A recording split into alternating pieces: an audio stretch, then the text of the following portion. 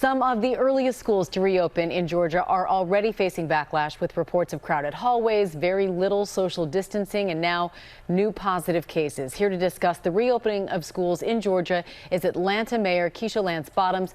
Mayor, thank you for being with us. We appreciate it. And I know you've seen that photo that has gone viral of the jam-packed hallway there in North Paulding High outside of Atlanta. That school now closed after 9 people reportedly tested positive. It's going to be virtual learning while the school is cleaned enough to make any parent or teacher nervous, as you might imagine. What's your reaction to this photo, and what more needs to be done?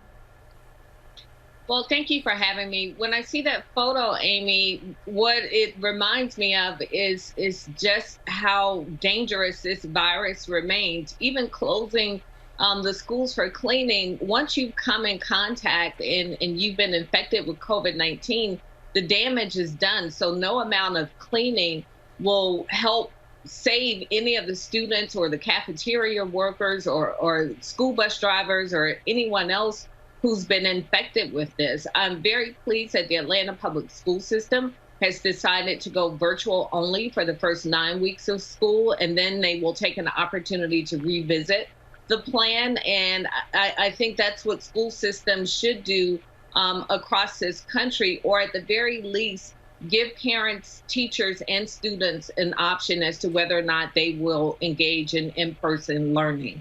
Yeah. It's too soon in our state. Yeah, no, it makes total sense. And speaking of options, this one's interesting. The superintendent of the Georgia school says the photo was taken out of context because he also says wearing a mask is a personal choice. And he said there's no practical way to enforce a mandate to wear them. What are your thoughts on that about your students in Atlanta if and when they return to physical learning?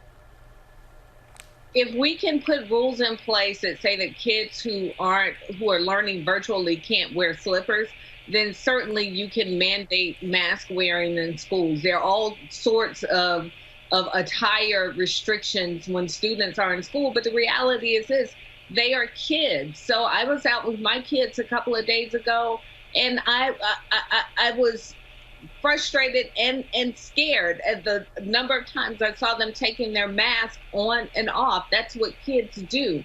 So this is a pandemic. We aren't in a normal situation, so we can't make normal decisions right now.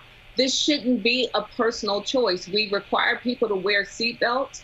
We require students to have a certain number of hours before they get the driver's license.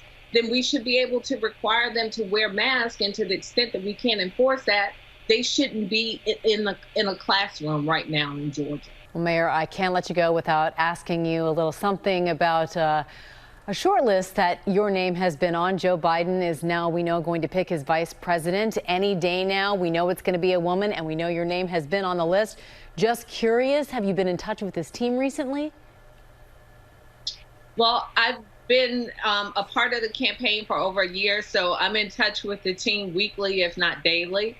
But I'll stay tuned to ABC, and I'll get my news, I'm sure, the same time that you all give it.